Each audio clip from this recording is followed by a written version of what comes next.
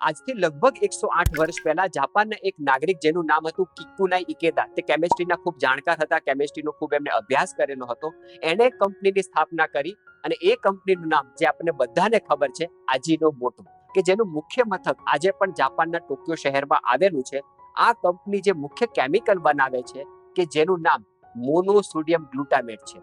આ જે કેમિકલ છે તે બજારમાં વેચાતી તમામ વસ્તુને સ્વાદિષ્ટ બનાવવા માટે ઉપયોગમાં લેવામાં આવે છે. આપણે જે આજીનોમોટો શબ્દનો ઉપયોગ કરીએ છીએ તો કોઈ વસ્તુનું નામ નથી, પરંતુ તે કંપનીનું નામ છે. તમે જ્યારે હોટલમાં જમવા જાઓ છો અને હોટલની વાનગી જે તમને ચટાકેદાર લાગે છે, ખૂબ સ્વાદિષ્ટ લાગે છે, તે સ્વાદ આ કેમિકલને આભારી છે. અરે ત્યાં સુધી આપણે વાત કરીએ છીએ કે હવે તો ઘણી બધી ગૃહિણીઓ પણ પોતાના ઘરે સ્વાદિષ્ટ વાનગી બનાવવા માટે, પોતાના ઘરે જે કે વાનગી બનાવતી બાળકોને ભાવે એટલા માટે, પોતાના ઘરે જ્યારે કોઈ મહેમાન આવતા હોય તે મહેમાનને ઘરે બનાવેલી વાનગી ખૂબ સ્વાદિષ્ટ લાગે એટલા માટે પણ આ MSG નો ઉપયોગ કરતી થઈ ગઈ છે. તો MSG મોટા પ્રમાણમાં વપરાતું થઈ ગયું છે, પરંતુ એનો ઉદ્દેશ શું છે, શા માટે નાખવામાં આવે છે, કેવી રીતે આ કેમિકલની ખોજ થઈ, તેની પણ આપણે વિસ્તારથી સમજ મેળવીશું તો આપણે આ કેમિકલને સારી રીતે સમજી શકીશું.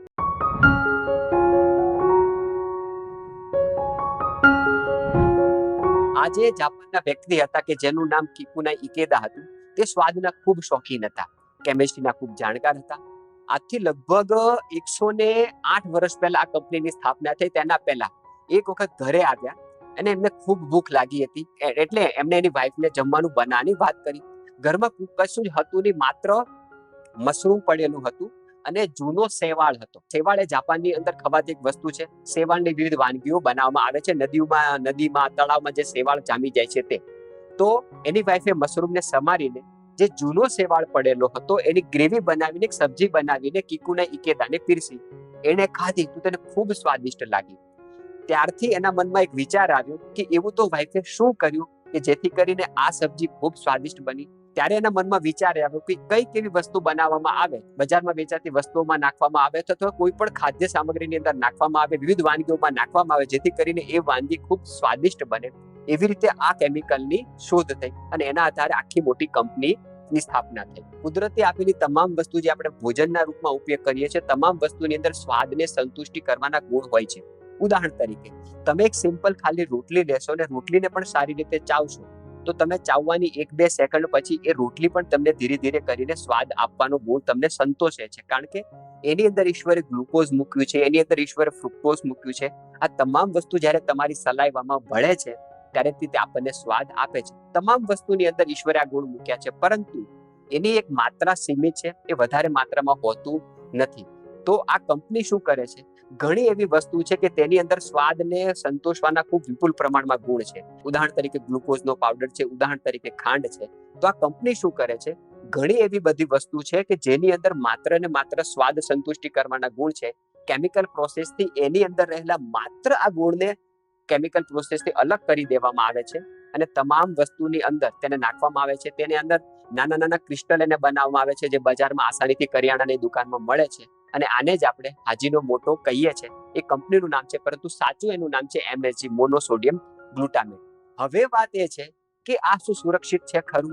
આ ખાવાથી તો નુકસાન થઈ શકે કે નહીં, તેની પણ વિસ્તારથી ચર્ચા હવે આપણે કરીએ.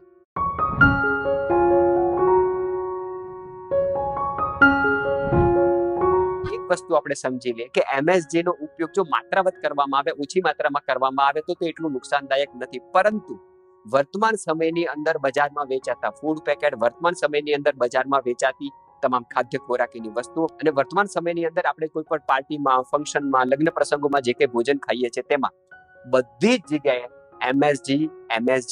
MSG પહોંચી ગયું છે. ત્યારે આપણા શરીરની અંદર તે ખૂબ વધારે પ્રમાણમાં જઈ રહ્યું છે. વર્તમાન સમયમાં ઘણી બધી એવી સ્ટડી થઈ છે કે શરીરની અંદર MSG ની માત્રા, મોનોસોડિયમ ગ્લુટામેટની માત્રા જો વધારે થાય તો તે અનિદ્રાના પેશન્ટ આપણને બનાવી શકે. વર્તમાન સમયની અંદર બાળકો ખૂબ હાઇપર એક્ટિવ થયા છે. વર્તમાન સમયની અંદર નાની નાની ઉંમરની મહિલાઓને પણ માસિક સંબંધિત સમસ્યાઓ આવવા લાગી છે.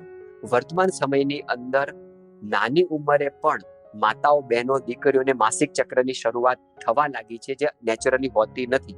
ઉદાહરણ તરીકે 13 વર્ષની ઉંમરે, 14 વર્ષની ઉંમરે, 15 વર્ષની ઉંમરે જે માસિક ચક્રની શરૂઆત થવી જોઈએ તે હવે માત્ર ને માત્ર 8-9 વર્ષની દીકરીઓને પણ માસિક ચક્રની શરૂઆત થવા લાગી.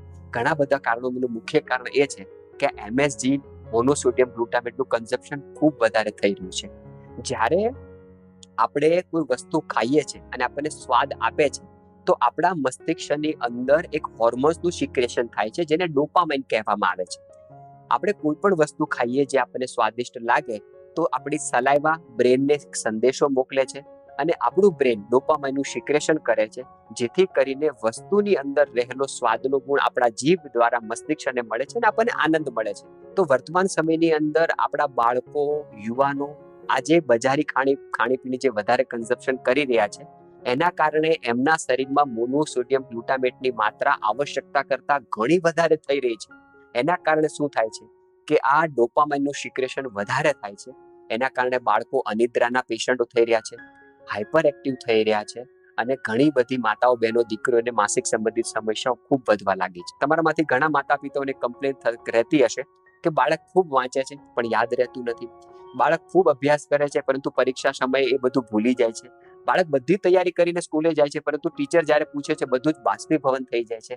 કારણ કે ડોપામાઇનનું સિક્રેશન જ્યારે થાય અને આવશ્યકતા કરતા વધારે થાય છે, ત્યારે એ સ્મરણ શક્તિ ઉપર સીધી અસર કરે છે અને વર્તમાન સમયમાં બાળકોની અંદર આવી ઘણી બધી સમસ્યાઓ આવવા લાગી છે. જ્યારે કોઈ પણ કિશોર કે કિશોરી 16 વર્ષના 18 વર્ષમાં પ્રવેશે છે, ત્યારે એના શરીરની અંદર ખૂબ મોટા પ્રમાણમાં હોર્મોન ઇમ્બેલેન્સ થવા લાગતું હોય. યુવાનોને મૂછો આવવાની શરૂઆત થતી હોય, યુવતીઓને પિમ્પલ્સ થવાની શરૂઆત થાય, માસિક ચક્રની શરૂઆત થાય અને એ સમય દરમિયાન શરીરની અંદર ખૂબ હોર્મોન ઇમ્બેલેન્સ થવાના કારણે પિમ્પલ્સ થવાની શરૂઆત થવા લાગે, અવાજમાં ફેરફાર થવાની શરૂઆત થવા લાગે.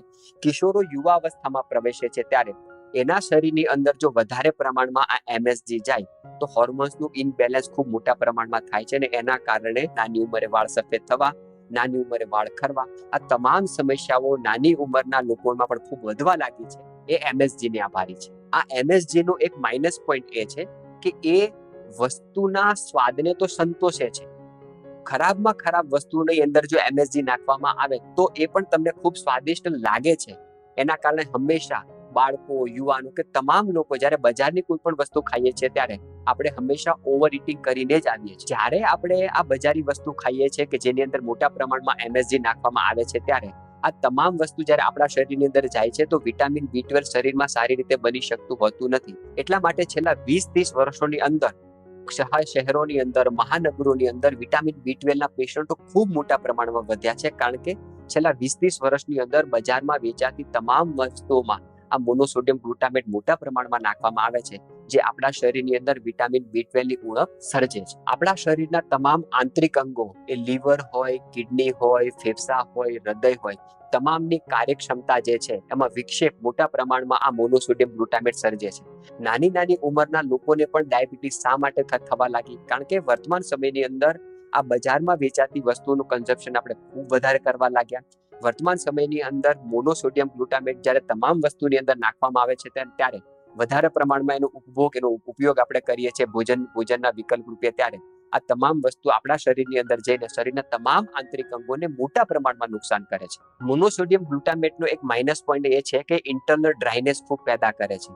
એટલા માટે ગર્ભવતી મહિલાઓ માટે તો તમામ બજારની વસ્તુ ખૂબ જ નુકસાનદાયક થઈ શકે. વર્તમાન સમયની અંદર શા માટે નાના બાળકો બીમારી લઈને જ પેદા થાય છે?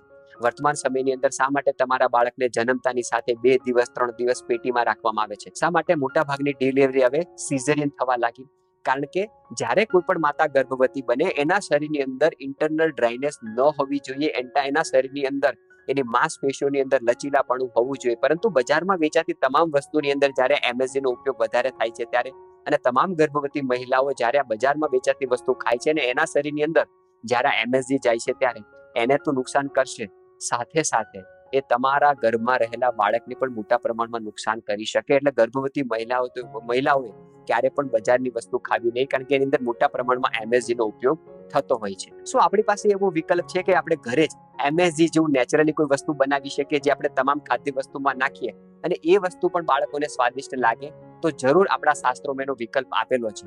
તો કેવી રીતે સ્વાદના વૈકલ્પિક વસ્તુ તમે ઘરે બનાવી શકો, કેવી રીતે બની શકે, એના કેવા ફાયદા હોઈ શકે અને કેવી રીતે આખું વર્ષ તમે એનો ઉપયોગ કરી શકો, એના પણ ઘણા બધા વિકલ્પો છે. તેના તમામ મુદ્દાની ચર્ચા આપણે નેક્સ્ટ વિડીયોમાં કરીશું. ત્યાં સુધી સૌને જય હિન્દ, વંદે માતરમ.